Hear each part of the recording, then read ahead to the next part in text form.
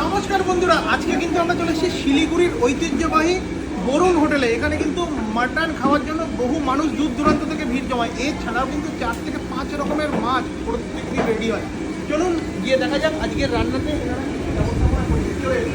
চলুন এবার গিয়ে দেখা যাক যে কি কি রান্না আজকে হয়েছে। বরুণ হোটেল মানেই তো মাটন, নাকি দাদা? মাটন কি রেডি? একদম।